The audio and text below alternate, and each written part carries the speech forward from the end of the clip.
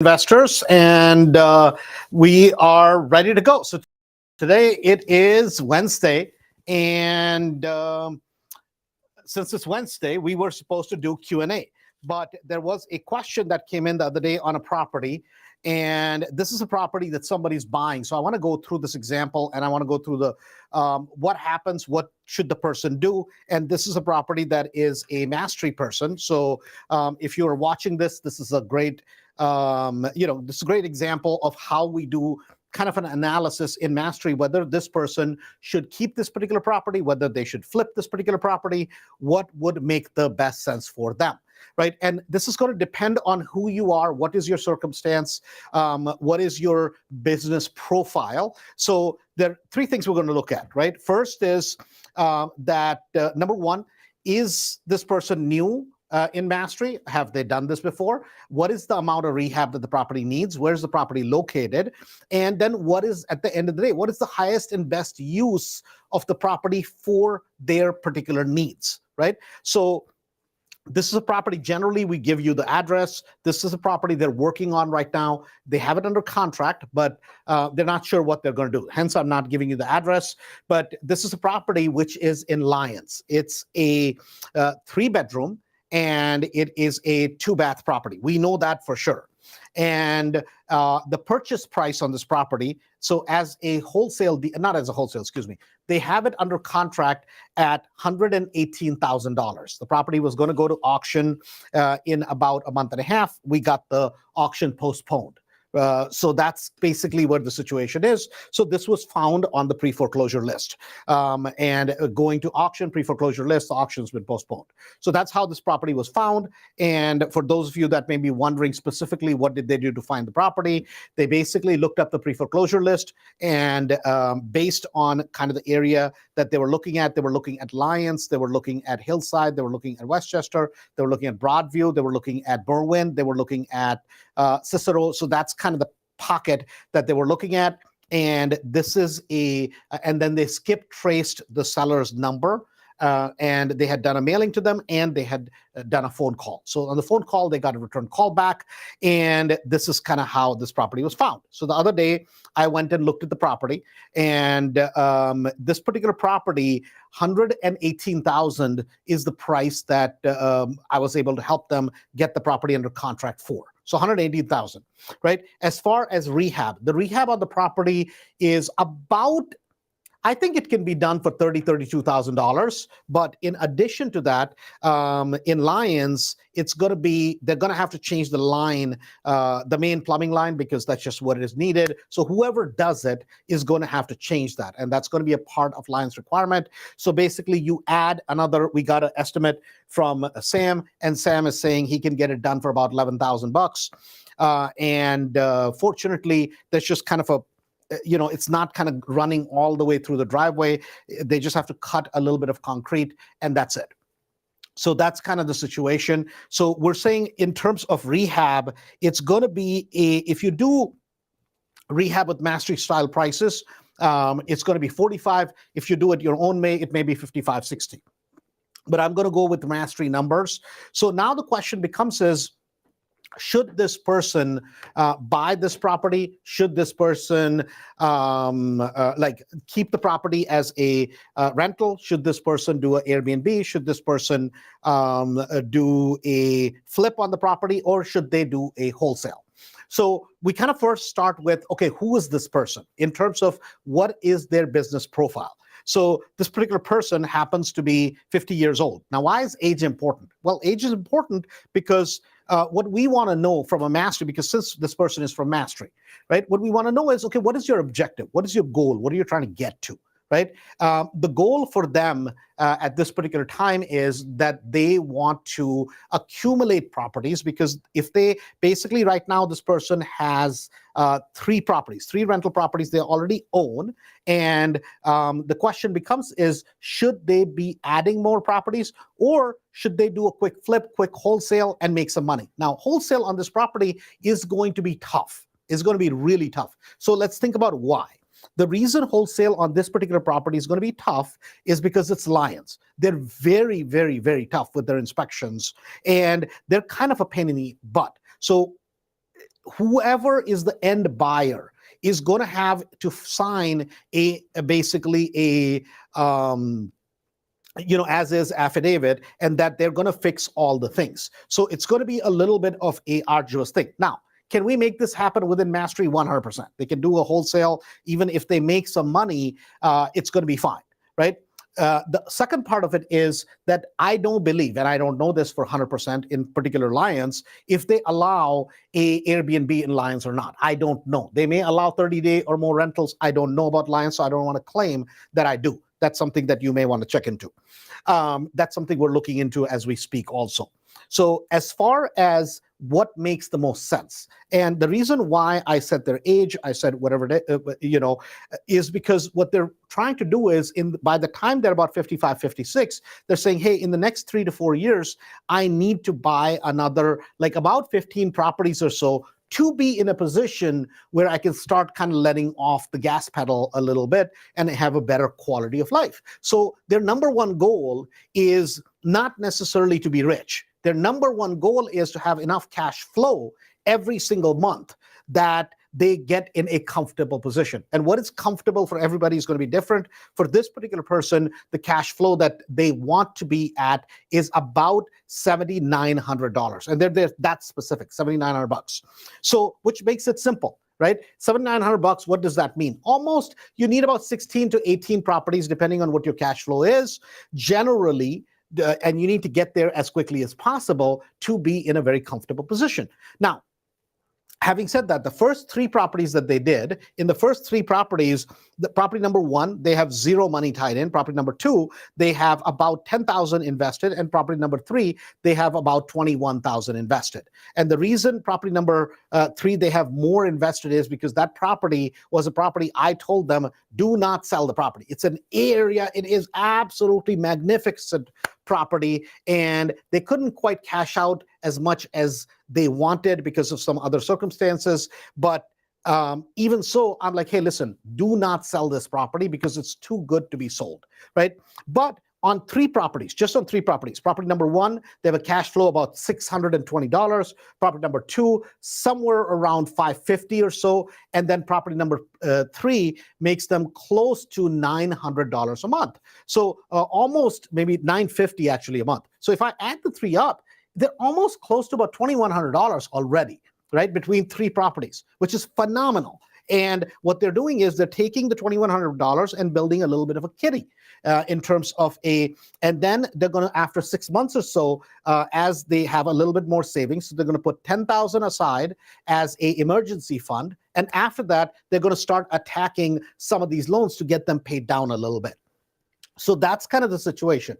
Now, they're not used to doing the rehabs, and they really have a hard time controlling their budgets. This is kind of this person's situation because they have another job.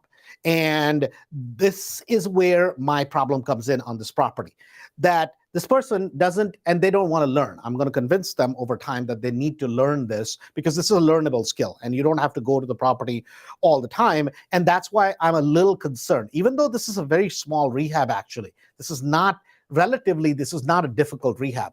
Only problem is in Lions, everybody has to be licensed, bonded, and they have to have workman's comp if they have any employees. If the person, if it's an electrician, they are their only employee and they do their own work, then you don't need workman's comp. But if you work for a company, you're going to need workman's comp. So Lions is not a easy town to work with. Now, they don't mess with you once you do things right, but they're definitely tough in terms of getting the permits, and they want all the ducks in a row.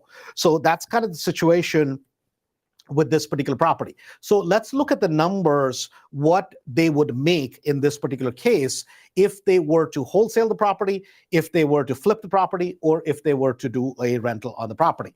So Joseph, you want to kind of flip the camera maybe this way, and then we'll go through it. So the purchase price on this property is $140,000, right? That's the purchase price of the property. The rehab, including the water line coming into the property, is $45,000, right? I feel that is a very fair price that you can get the whole thing done for. So what would that mean? That would mean you'd be in the deal for 185 in this particular property, plus you're going to have some costs. You're going to have some cost of money on the front end, and you're going to have some other costs, right? Carrying costs, this, that. So plus, if we add 15,000 to that, your all-in cost meaning purchase, rehab, and the other costs related to it are going to be somewhere around $200,000, right? That's going to be your total cost in this particular property. So now we have three choices. We have a choice of renting the property out. We have a choice of Airbnb or a short-term rental. So let me just put down STR.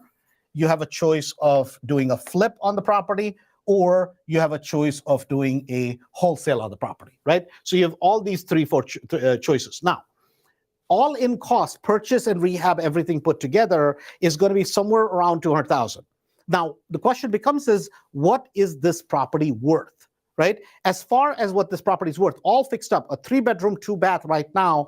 Now, I'm just giving you numbers off the top. I might be a little bit off. I'm not off by that much, but I'm a little, I may be a little bit here or there. All day long, this is a 320 property, right? That they can basically sell this particular property for $320K. That's definitely doable. I know that for sure. Now, if they sell the property for $320,000, they would make, as far as on a flip, right? Now, 320 minus 200, you're going to make 120. Well, not so quick, right? Because you're going to have some sales costs associated with it. So sales costs on a $300,000 sale, let's say you're paying 5% commission, that's going to be about $15,000, $16,000, plus you add some closing costs, all that kind of stuff. So probably in this particular scenario, on a flip, they're going to net out somewhere around 90,000 in profit, right? And so that's going to be their number. So, and actually, let me show you one thing. Instead, before I get into the flip part of it, let me show you how we came up with the number as far as what is the max amount we would have paid for a flip. So the back end value we're saying is minimum 320,000. So we took 320 times 0.7, right? Times 0.7. So 320,000 times 0.7 is going to be 320 times 0.7. That's going to be 224,000, right? Minus 45,000 minus 45. So that gives me 179,000. Now, that's the number, 179, almost 180,000 is what we could have paid for the property and still made a good chunk of profit, right? We could have made a good chunk of profit and paid that much. Now, what did they actually pay for the property? They actually paid I'm sorry, I messed up here. 140,000 bucks. Okay, sorry. So 140,000 bucks is what they're paying for the property. So if I take 140 and 179, what's the difference? About 40,000 bucks is what the margin is right there. They could wholesale the property. They could literally wholesale this property and they could make a good chunk of change. The problem is this, right? That if they wholesale it in a regular market, what's going to happen is I think they're going to have a hard time basically getting it more than 180 because a lot of people are not going to be able to get the main line changed in that particular case for the price that they can get it done for, right? So people are going to overestimate the rehab. So in this particular property, the inside actually does not necessarily need that many things, right?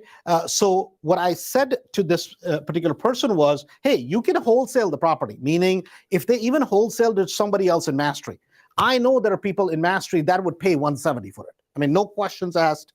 I know of people in Mastery that will pay 170. So they could make 30,000 bucks real quick on a wholesale, right? And we can make that happen for them, even maybe 175. I don't know if somebody's going to pay more than that, but 170 for sure.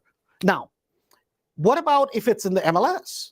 If it's the MLS and if the line is changed, right? So for all investors in Lions, what they do is they make you change the main line that is going in from the main water line to from the B box all the way in to the house. They make you change the line because they say, well, it's a lead line and it's got a leak.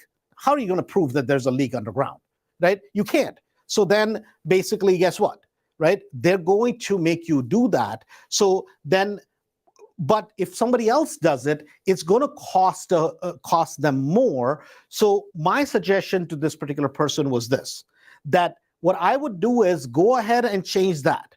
We can get the village to basically say, hey, listen, we're going to go ahead and make a deal with you. We'll go ahead and change the main line. That'll be all done.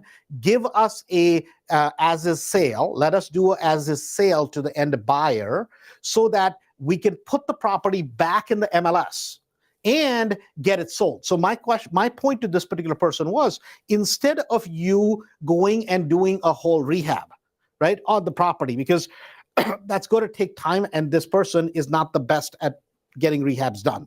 They don't have necessarily a really good history. Like the third property I was telling you about in Schaumburg, actually, it's not Schaumburg, sorry. That property is in Palatine, right, where they got 20,000 stuck. In that particular property, they overspent a lot of money because they have a tendency to do too much work, right? So I'm like, I don't want you to do that here. So if you want to flip the property, if that's what you want to do, right, what would make sense is let's stick this property in the MLS. So spend about $10,000, 10 to 11,000 bucks, get the main line changed, stick the property in the MLS. There's going to be somebody who will come and overpay for the property. We know that the market is still good because people are just, there's not going to be too many properties that are going to be at 210, 220, right, in the condition that this property is in. And this property is just dated, right? And there's some fairly, like if somebody basically moves in as a home buyer, they can get the repairs done, or even as a new investor and they don't know what they're doing, they're going to end up overpaying for the property, right? So I'm like, it makes much more sense for you to go ahead and do about maybe 10, 11,000 in work, dump the property on the MLS, list the property somewhere around 220 or so, and I guarantee you, you're going to get multiple offers. You're going to get tons of multiple offers on this property because that's what's happening. Why? Because there's no inventory available. You get tons of multiple offers on the property and you'll be able to sell it for about I'm going to say about a $60,000 margin, right? $65,000 margin. And then it's not even a wholesale. You're holding on to the property for a relatively short amount of time. We've already made the deal with the village, right? So instead of holding the property through winter, doing all this work, you can actually sell the property as if it were a deal, as if. I didn't say it's actually a deal, because by the time they take a big chunk of margin out of it, right, guess what? A lot of the meat has been basically kind of chewed off the bone already. So it's not like there's that much more margin left on the property, but that would be really, really, really profitable for them in this case, right? Just to put the property on a wholesale market to somebody from Mastery would not be as lucrative, even though it would be easier to do, right? Instantaneously, they could make 30,000 bucks. No questions asked. I know I can make that happen in 10 seconds for them. But it would be a lot more lucrative to get a little bit of work done, to work this issue out with the village. Now the new buyer that's going to buy the property, they're going to be like, oh my God, the property compared to the rest of the houses on the market for a 3-2 is a lot less. But if they pay, say, like, I'll give you guys an example. I put a property in the market for 230 in Bellwood. We have offers, multiple offers at 245, multiple. But at 260, properties aren't selling. This is in Bellwood we're talking about, right? So this particular property is in Lions, much better area in terms of location-wise. And I believe for a 3-2, given the location, given the condition of the property, somebody will easily pay, about $250 for the property, if not more, for this particular property in that particular area in today's market. Now, if the market was different, it's something different because the value on the back end is much, much higher. And a lot of people, new investors especially, will get lulled into this false sense of security that, oh my God, the other properties are selling for maybe 320. The real price is 320, 330. They're going to think, oh my God, there were 2 sales for 350. So I'm going to sell mine for 360 because it's going to be completely done. And if I pick it up even for, 240, it's a deal. At 240, this property is not a deal by any means. But you realize if the property sells at 240, how much margin you have? You're buying the property at 140. In this particular case, you're doing basically, I'll use kind of Dan's term, which he calls it wholetailing, right? Which is like you clean up the property, clean out the inside, you do some repairs, and then basically put it on the market. You haven't done all the repairs, but you've taken care of the one major repair that most new investors would be scared of. You tell somebody, oh my God, you got to change the underground plumbing line all the way in, coming into the property, right? Now, what does it cost? And this is important to understand. What does it cost a plumber to actually do it at their cost, right? So if I look at Sam's cost in this particular deal, it's going to be somewhere around $6,500 to $7,000 is what it's going to cost him to get this repair done. It is, I know it sounds like a big deal to basically dig that much and take out the underground line and all that. It's actually not that much. It's going to be $6,500 to $7,000. So even for Sam as the plumber in this particular case, there's margin on this property. So if I was them, what I would do is this. I would go to him and say, hey man, you gave me a quote for 11 grand, right? You're getting the work done, I know it, for $6,500. If I'm paying you, and as an investor, I can give you a lot more work, which is true. You get a lot of work from Andrew. You get a lot of work from Mastery. So I would get that 11 grand quote down to about 9, which I know is 100% doable. Guys, imagine buying the property for 140, doing about 9,000 in work, dumping the property back on the market somewhere around 220, 230. I promise you in this property, you'll get multiple offers. Right? You don't even have to do a full rehab. You don't have to do a lot to the property. Just dump it on the market. And you'll be able to make a deal with the village because the main concern for the village is that you take out that lead line. Right? That's one thing they're not going to let you get over. So you take that out, get that done. The rest of it, you put it on the market, and then the buyer signs an as is, in terms of the transfer, and boom, you get a sale out of it. Right? So in this particular case, instead of, where do we go? Oh, here we are. So instead of doing a full-blown flip, right?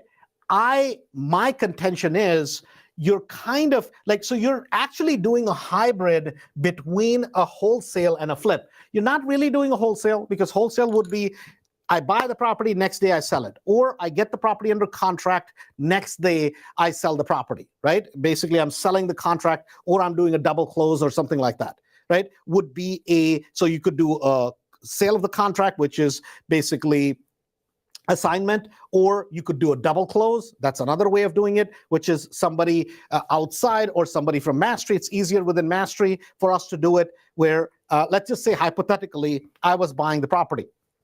Right? If I wanted to buy the property and we make a deal at, like, I would not pay personally this is just me, $180,000 for that property. Now, does that mean it's not worth it? It's totally worth it at 180. No questions asked. But obviously, I can find a lot of properties. But let's just hypothetically say I was taking the property at 180. Right? This person has it under contract for 140. Then all I would do at the time of closing is I'm giving them the difference for $40,000. Now, I don't care how much money they make, mind you. I have no problem, right? I've recently paid somebody close to $60,000 on a wholesale. Another case, I paid $25,000. Another case, I paid $20,000. Another case, I paid $32,000. Another case, I paid $41,000. I don't have a problem at all if you're making a nice fat profit, as long as I get a property at the number that I want. So I have no problem with it, but what I'm trying to say is this, that on a wholesale deal, if they just flip that contract, I think the numbers are going to be somewhere between 30 to 40 is what they can make, right? But we know on a flip, they'll make 90. I know that for sure, right? Where they completely fix the property. But My contention is this, that by just putting in $10,000 of work, about somewhere in that ballpark, right, they can still make 75 to 80,000 bucks in this particular property. It makes no sense for them to go and fix up the whole property and do anything else. Now, if they kept the property as a regular rental property, let's do the numbers. So I'm going to just quickly run up the numbers here and see what they would make on just a regular rental. So on a regular rental, they have a loan on that property for $200,000 and not 2 million, 200,000. 200,000. Interest rate is 8.5 or 8.7. Let's just do 8.7. 30-year fixed. Taxes 6,200. Insurance is 920. Okay. So in this particular case, their payments every month is $2,159, right? $2,159 is what their payments are. So basically, effectively $2,200, right? Now, in this particular circumstance, I know they can get about $2,700 in rent. So what would their effective cash flow be on this property? They would have effectively about $500 is what they would make, right? Now, in this particular circumstance, now, can they get a little bit more than that? I don't know, right? They may be able to end it for $2,800, $2,900. I don't know. They should check the rental market. For sure, they'll get $2,750. I know that for 100%. Because we have properties down the street that we're getting those kind of rents, right? Now, short-term rental, I'm not sure. I'm not sure if they allow short-term rental or if they allow mid-term rental in that particular town, in that particular market. But if they allow the short-term rental and the short-term income over there is coming in somewhere around $6,500 on an average gross short-term income we're talking about, right? Now, on a 30-day midterm rental, you're not going to get $6,500. So I want to warn you about this. You're not going to get that. But on a short term, you may get $5,500, $6,000, something like that on a short-term Airbnb sort of situation. So it just depends if they allow it or not. But here, if they are fairly certain that they can make $2,000, in my opinion, they should keep the property. This is just my personal opinion, knowing their particular situation. Why? Because remember what I started with. They have about $1,900 in cash flow. They're trying to get to about $7,900. So this one property would take them from $1,900 to $3,900. Boom. Now, what we don't know is with the Airbnbs or midterm rentals is, can the town change their rules, ordinances, whatever? They may down the road. But right now, if they can get $2,000, keep the property, right? But since I'm not sure, to me, given the whole situation, the best option is for this particular situation on this particular property for this particular person is go ahead, get the main line changed and dump the property on the market, wholesale it as is, not wholesale it, put it on the MLS and basically do a quick turnaround flip. And so basically you're doing a hybrid flip is what you're doing, right? And you'll still end up net profit somewhere on 75 to 80,000 bucks. You're pretty close to what you would make on a flip anyways. Then why not just put the property? Now, what do they do with the cash? The cash that they're going to make, they take that cash, pay the tax. They're going to have to pay the tax. They have no choice on it, right? Because it's a profit from flip, so it's just earned income, but that's okay. But then they can take the reserves, right? The money that they're going to make and put it aside. And they can use that money for additional properties that they're going to buy, right? So here they're doing kind of a, that dance, which is you're doing a flip or two, doing rentals, a flip or two, rentals. In this case, it gives them a little bit of buffer because their problem is they want to continue growing. And they're kind of tight on funds because of the first three properties, even though they have cash flow coming in, but they're like, Andrew, we don't have a lot of reserves. So this property can serve them as a property that is something that is helping them build the reserves. And the exciting part about this is that out of the four properties, this is property number 4, right? 3 of them, they found, guess where? They found it from marketing to off-market people, right? That's the exciting part. So now they know, that, hey, they have the confidence that if they keep doing the marketing is working pretty well. So every month they're spending about $900 in doing marketing, right? So they're not spending a lot of money, spending about $900 to $1,200 every single month in doing marketing. And every couple of months, they're finding one house. Doesn't happen every month for them because they're doing a small amount of marketing, doing a small amount of targeting, but every couple of months they're finding properties. So in this particular case, my suggestion to them was that if short-term rental is allowed there, if you can do it, if you can net out $2,000 for sure after PITI and any carrying costs. So after management, after PITI, so management about $700-800 a month. Your PITI, we already know, is right at about $2,200, and then about $350 or so, $400 in utilities. So basically, you're somewhere around about $3,200 to $3,300, $3,400, your total cost every month. Every single month I have $5,500 over there based on the stats. I haven't looked at the stats specifically for Lions, but if that's the case, you keep it. Otherwise, you basically dump the property, get a nice fat profit on a hybrid wholesale, and guess what? And just repeat the process again. It's super exciting, super thrilling, because this is a person that they're like, oh my God, Andrew, I finally feel like we're in control, because not only are we identifying the properties, not only are we marketing for them, but now we understand we don't just have to rely on the auctions. We don't have to just rely on the MLS. We're actually finding our own deals. And guess what? Every single month, it's costing them a little bit of money. But guess who's paying for that, right? It's $800 to $1,200. Guys, their rentals are producing the income to pay for their marketing, right? That's the exciting part about it. So I wanted to go through this example because as much as I want to keep rentals all the time, right? I mean, I'm greedy. When it comes to keeping buying rentals, I do not like to sell properties. I absolutely detest selling properties. But guess what? Sometimes you have to. I sold that property in South Holland. I'm selling another property in Bellwood. I'm selling another property in Wonder Lake, right? There's another one that we're getting ready. I just bought it. I'm trying to think. There's another one. I'm just drawing. Oh, Glenwood property. That one I'm going to sell, right? Why? Because you have to keep building up those cash reserves. So because I have about 20-some properties on the books right now that I dumped a whole bunch of my own money. I had to borrow some other money, right? To be able to do that many transactions with all the Florida construction going on. So you have to kind of plump up your bank accounts from time to time if you want to keep growing, keep scaling all the time. So having said that, it's Wednesday today. Tomorrow we have the event at with Tony P at Lucid Motors. So if you plan on going there, I believe it's $20 or $25.